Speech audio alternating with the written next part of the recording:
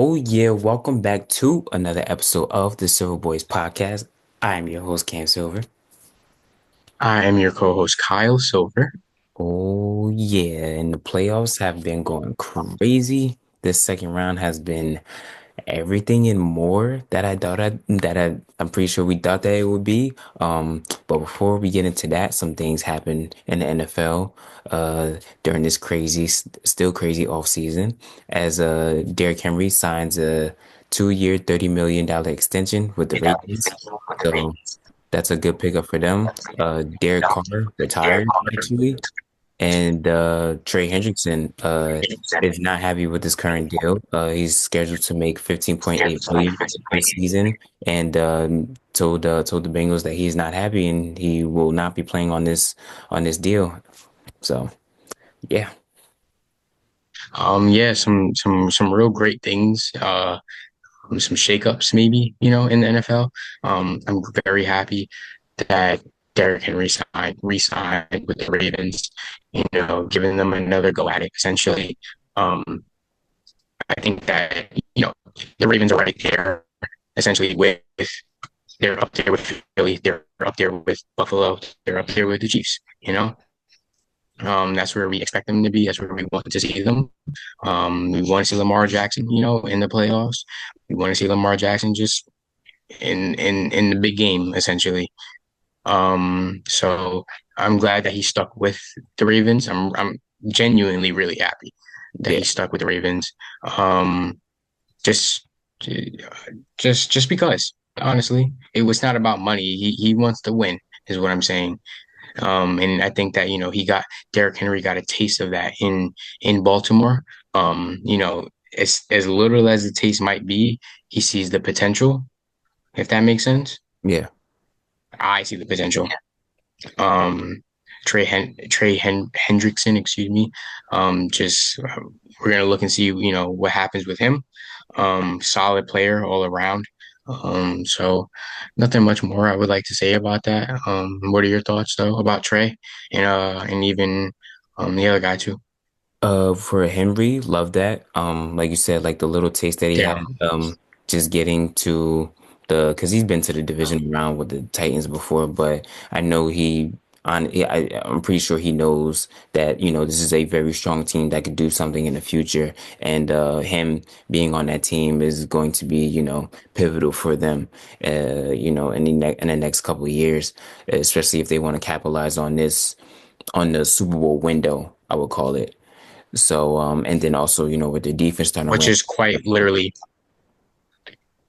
3 to 4 years, maybe, for Baltimore, I would say, give or take, yeah, ish. give or take, depending on, contracts and things of that nature, and who stays and who goes. So yeah, yeah, Hmm. Henry all around, love that. I love that extension for him. For Hendrickson, I understand where he's coming from. He was last year's leader in sacks, so you take that into account. I think the reason why they don't want to give him a contract extension, because one, well, the Bengals are like that. I know the Steelers are the same way, but also he just turned 30, turns 31 this season. So, obviously, as you get up there in age, and especially you're in the trenches, teams are going to look at you a little differently. But like I said, he was the last year leader in sacks, and he's probably looking at Max Crosby, who's making around like 30 million, and then looking at Garrett, not Miles Garrett, who's making around like 40 million. So he believes that he should be Hmm. somewhere in that range, which I agree with him because he was without him, the Bengals defense is literally nothing. So Hmm. yeah, Hmm. he I should mean, yeah, definitely. I would, we already know that the Bengals defense needs to buffer everything essentially. right. Their defense, was at fault a lot of those games last year, in the last season. And then, before we move on, I do want to say something important. Just things that I've been seeing online. I just want to give a big shout out to Shiloh Sanders, and what he's been doing over down in Tampa Bay. I'm Mhm. happy he got drafted because I wasn't really sure. I think he was But the undrafted. things that I have been hearing, hmm? I said I think he was undrafted. He signed a free agent or like the training. Undrafted, So, excuse me. yeah, Yes, yes. I like I said, I just wanted to give him a shout out because we were questioning where Shador would go, but I'm very happy that the other brother, Shiloh, has been able to find his home in Tampa Bay, if that makes sense, with Yep. a defensive-minded head coach. And the things that I've just been seeing coming out of that camp are very promising. And I thought it was important to, give him his shout out, Yeah, yeah, yeah. No, give him his flowers. honestly speaking. We talked so much about Shador. You know, we kind of left Shiloh on the back end, but Shiloh's been. Hmm. I've been hearing the same thing that you've been hearing. You know, a lot of good stuff coming down there from that camp, and I hope he. I think he's gonna. I think he's gonna succeed for sure. I think he really will succeed. His footwork, it looks very promising. That's what they've been saying. I love seeing the smile on his face every interview, Mhm. every time I see a picture of him, he has a smile on his face. And that's what you want to see, just, as a fan, is what I'm saying. That's just what you want to see. A Yep. football player enjoying where they're at and wanting to give it their all. And I know Shiloh will. So I thought it was just very important that, we gave him his shout out, give him his flowers, Yeah. and I hope for the best, quite literally. Yeah. Yeah. Love it. I love it. Moving on to the NBA. Pacers beat the Cavs 4-1. Cavs only got game three. They were able to run away with that one, but other than that, Pacers came back, smacked them in the mouth by 20 in game four, and then game five, Pacers were down by as much as 19, and then they were able to claw their way back due to Tyrese Halliburton going off 31 points, 6 for 10 from three. So, yeah, Pacers back into the Eastern Conference Finals once again this year. Yeah, they handled Cleveland, in a way that I don't think a lot of us were expecting them to. I know Cleveland was just, banged up and whatnot, but, game three, maybe game four, when Donovan Mitchell dropped what, 40 something. I think that was game three. Because I Game think three. he dropped 40 twice in games two and game three. So the first time he dropped 40, the Cavs were right here, essentially. They with a banged up team, they came this close to winning and Mm. they couldn't do it. Um, so that just went to show me that they didn't really need those other players that they were missing, the Darius Garlands of the world and Evan Mobley because he was banged up. Um, but Indiana's just they're just a better team. Quite literally, we slept on them. I think a lot of people slept on Indiana, because we seen what the Cavs were doing over the regular season. Um, and I just want to give a big shout out to the Cavs for even trying, honestly. But Indiana was just better, and they've also kind of been here before. Cleveland really they're inexperienced, if that Yeah, makes sense yeah. to me. Most of their team hasn't. Well, they've been in the playoffs, but they haven't been here in these like pivotal games. I would say game two, they did indeed need Mobley and Garland and DeAndre Hunter because of those late game situations. You would have liked to have your guys in there. You would have liked to have them, especially on an inbounds. If they were to Hmm. inbound the ball the right way, then they probably would have won that game instead of losing it. But yeah, no, they just being banged up once again because it was the same thing last season. Last season they were banged up with Mitchell being out. So yeah, their main focus is gonna have to be to make sure that everybody's healthy by the time we get to April. I agree. I agree That wholeheartedly. that's The Cavs are a promising team. Evan Mobley, promising. Jared Allen, Darius Garland, Donovan Mitchell. We already know what they can do, you hmm know.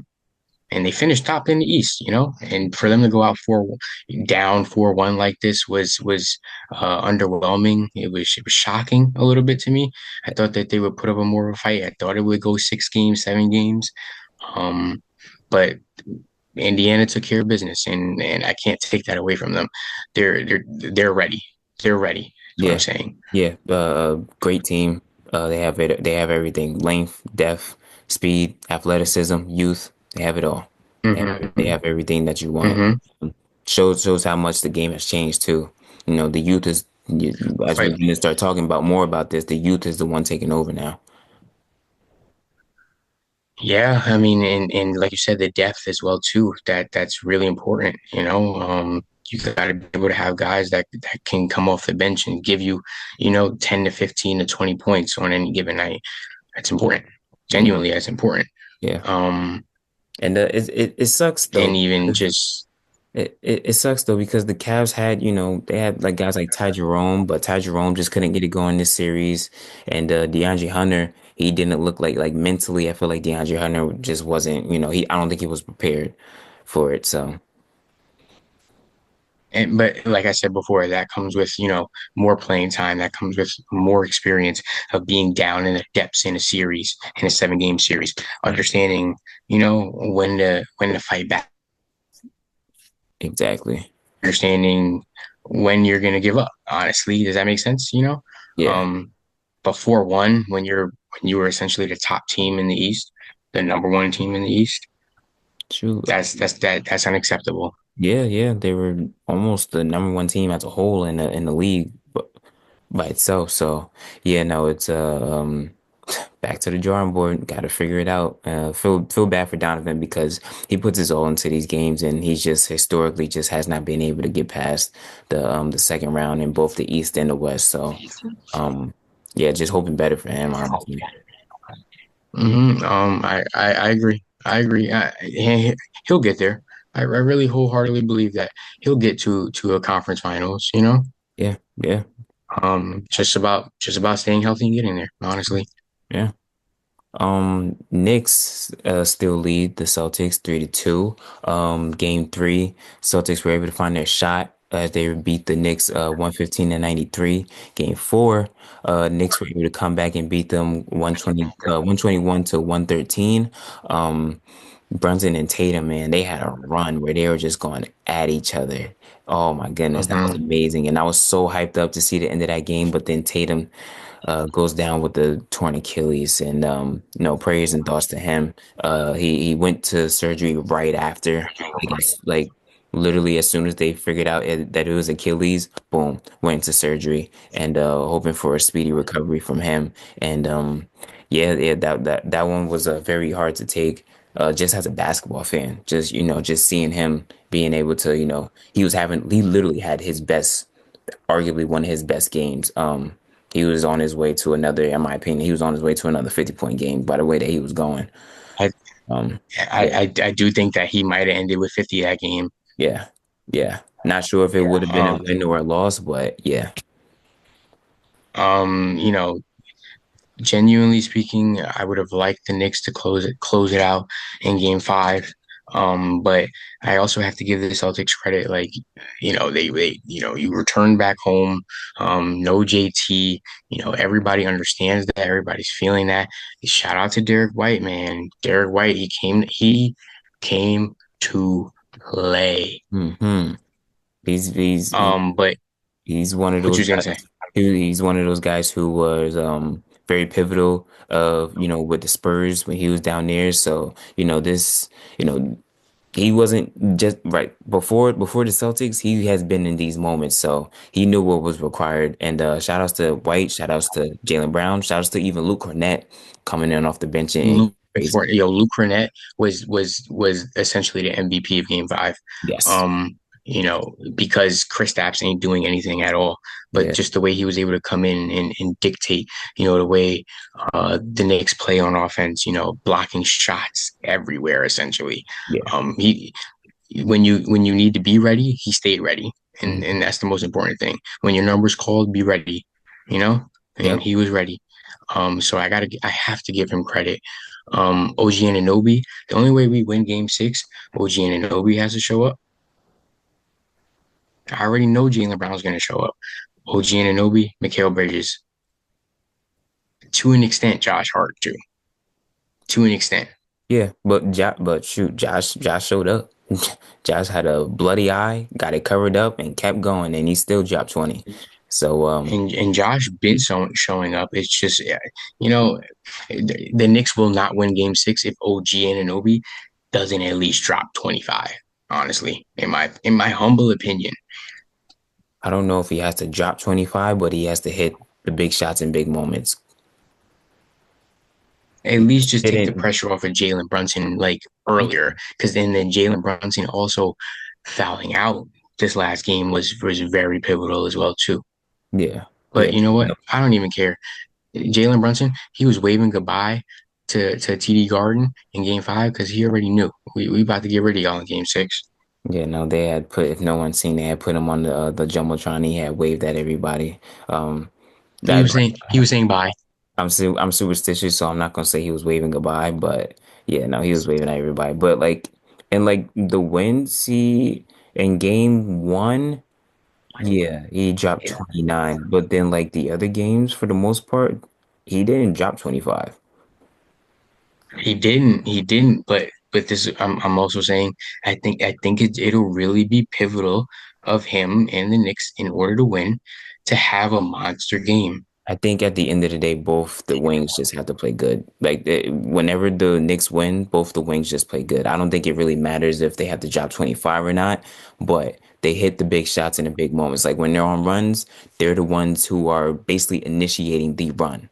You know what I mean? They're the Hmm. ones getting the steals, they're the ones blocking, they're the ones defending very well, causing turnovers, causing a lot of chaos, and they're the ones getting out on the breaks, and they're the ones finishing the baskets, or they're at least kicking it out to Brunson, to Cat, to even Josh Hart sometimes to make an assist. So I think overall they just have to play a better brand of basketball. Which I think that they're very capable of. They're, with the Garden and that energy, being turned up, understanding, you can't allow this to go back to Boston 3-3. Um, the Knicks got it. I ain't smoking on Jason Tatum's Achilles pack. Yeah, I don't care. I'm not, we smoking on Jason Tatum's Achilles, dog. that's Yes, yes. I said it. Yes, That's a horrible thing yes. to say, honestly, in my opinion. So I apologize to those who might be listening to this. I apologize if Tatum's family ever listens to this. Sorry about that. Uh, but yeah, no, they just have to play a better brand of basketball and just not give up wide open threes to Derek White because he's been on literally since game three. So yeah, so It probably was more, it was expected in game. This was expected of them. yeah. Going back home, their star players hurt. This was expected. Exactly, exactly. But game six, they have another chance to do it. I think that Brunson will be locked in. I think just the fact that he fouled out will have him locked in. Because he picked up the third quarter, he was just picking up cheap fouls. Most of those, in my opinion, were not playoff fouls. So yeah. They were also targeting him. They were targeting him Oh yeah, as well yeah, too. yeah, yeah, yeah. It's easy targeting Obviously. him because he's undersized. So yeah, it's easy to Hmm. target him. So yeah, no, that was another thing, but. Series shifts back to NY, so we'll see where they go from there. Timberwolves were able to beat the Warriors 4-1. Julius Randle, Anthony Edwards, they did what they had to do. Jaden McDaniels, Dante DiVincenzo, Rudy Gobert. Julius They Randle, dude. Julius looks good, man. I'm happy for him because I'm happy that he's finally like not injured like he has been over the past couple seasons with the Knicks. So happy that he's not injured and that he's actually like I feel like he's taking another step in his career. And it's also like, he knows that he doesn't have to be a bona fide number one, even number two option. You know, Yeah. he can play third fiddle, let's just say. Um, And I think that adds to his game a little bit more because you're focusing on Ant. You might even be focusing on Rudy or Dante. Mhm. So Julius Randle's been able to find his footing very well. I'm sad for the Warriors. I wanted to see a little bit more. I really thought Jimmy could get us one game. I didn't like the way he looked, dude. I I really have a problem with with with his hesitation, let's say. Yeah, he got stuck in that Robin role for some reason. It's just we have seen him take the Heat to the finals on his back. And you couldn't get us one game without Steph here. You know what I'm saying? Yeah, that's a problem. I feel like that's been a huge problem just like overall in Golden State since Steph became, Steph. Draymond starts to look uninterested in the game. You know, Mm-hmm. the rest of them, like you could tell the whole team just doesn't know what to do. And do I blame that on Steve Kerr? Like, Yeah, he's the coach. why would you not put Jimmy in the same actions that you run Steph through? I know he can't shoot.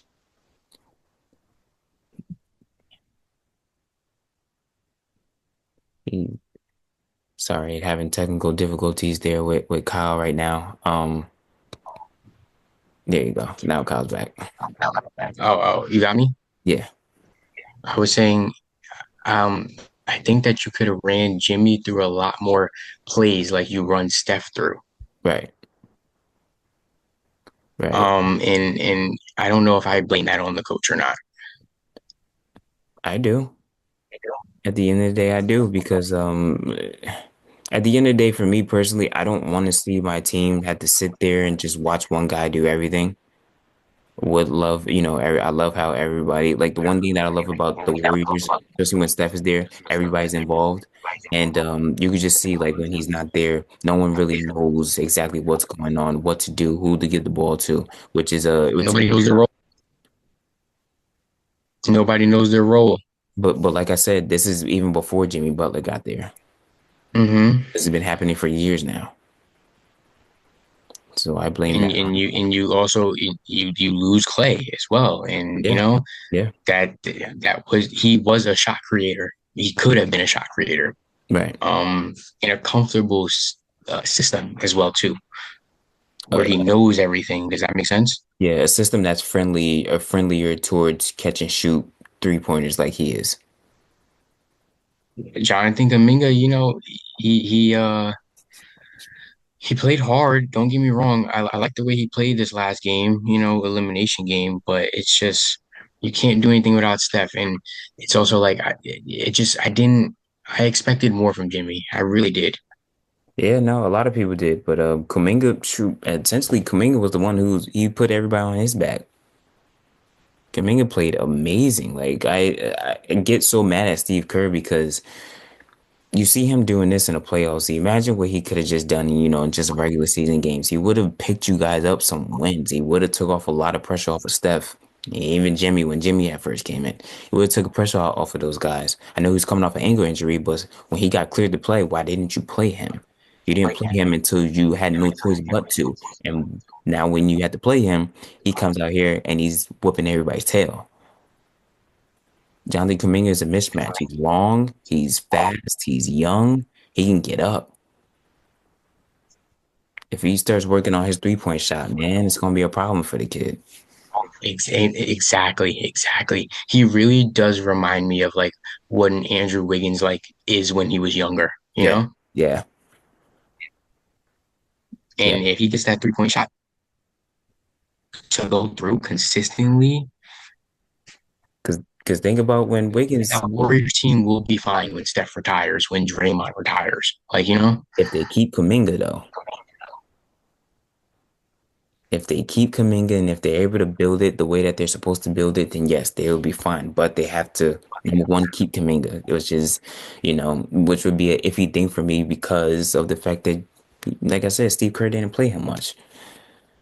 Mm-hmm. Mm-hmm. So yeah, that's the biggest thing right there for me for them. You have to for the Warriors this all season. Figure out a way to keep Kuminga, and then Mm-hmm. try to figure out how to maximize on this tight window that you have to win Steph another championship because it's tight because these other teams is coming, man.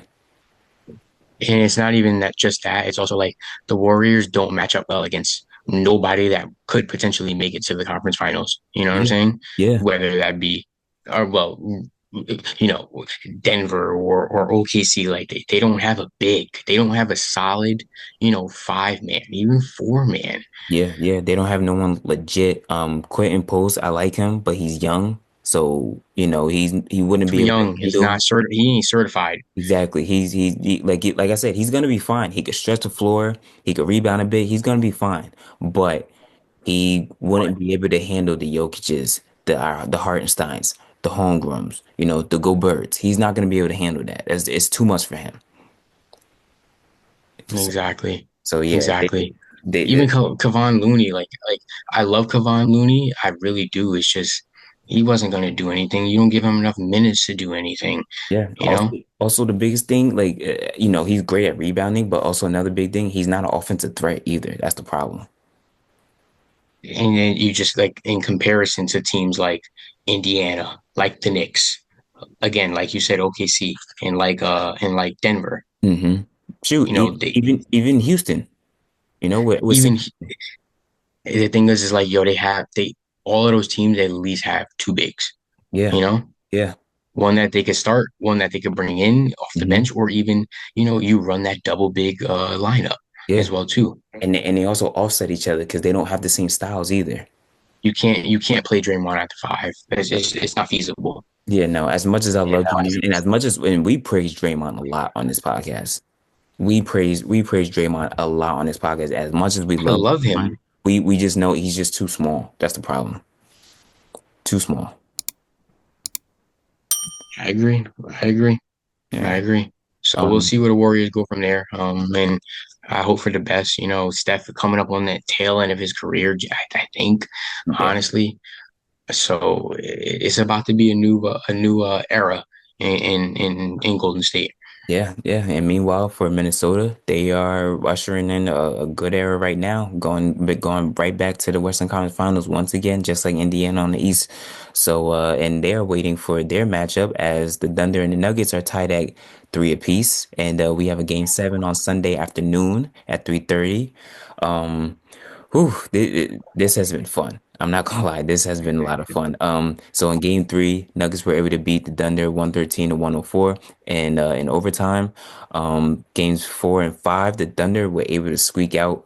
Uh, for me personally, it was the surprise, the fact that the Nuggets did not close out those games because they should have won this series. This series actually should not be at a game six, shouldn't even be at a game seven. The Nuggets could have easily cleaned out this series in game five if they really wanted it, but game four and fourth quarter, they slipped up, made too many mistakes and didn't execute. Game five, once again, slipped up, was cold in the fourth quarter, couldn't execute, couldn't do anything. Jokic was the one carrying them, and that wasn't enough, obviously. And then Jamal Murray after in game five, Jamal Murray, after having a great game from quarters one through three, just was nowhere to be found in the fourth quarter. And then behind Julian Strawther, 15 points, 3 for 4 from three in game six. He was able to help lead the Nuggets past the Thunder and force a game seven. So yeah, this is crazy.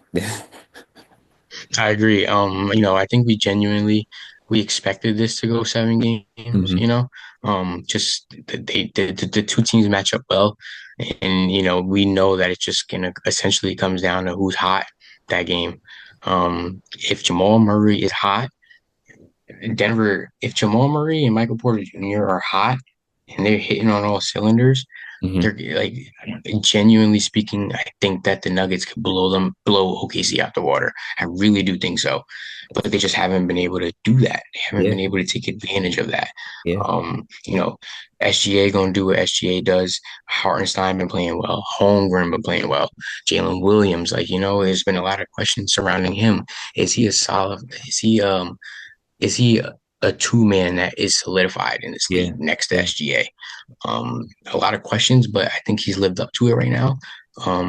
I think the only So problem is in his game six, he didn't live up to it. That was the problem. He shot poorly, I agree. and yeah, I he agree. And you can't keep it on SGA, but for them to do this right now, when some could argue that he doesn't have a bona fide second star, you know yeah, what I mean? it's top tier. That It's top tier.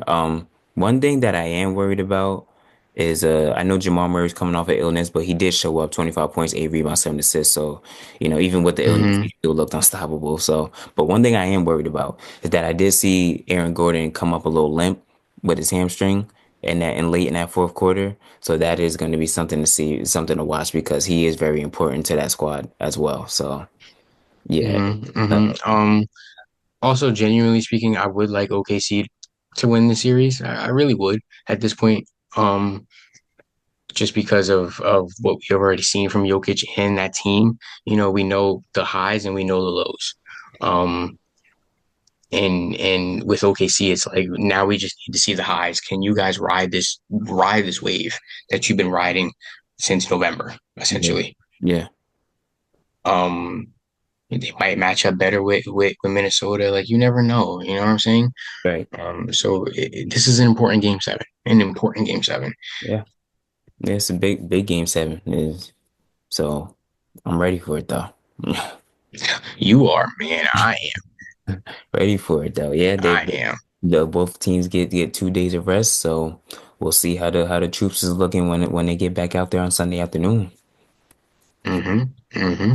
But Mm-hmm. this is our episode for this week. Hope you guys enjoyed. Like we said, Knicks Celtics on Friday. So by the time this airs, hopefully the Knicks will be in the Eastern Conference Finals. If not, then we're at Game 7 on Monday night. And like I said, Game 7, Western Conference Semifinals between Thunder and Nuggets. Sunday afternoon. But till then, I'm your host Cam Silver, I'm your co-host Kyle Silver. and this is the Silver Boys. Thank you. Thank you.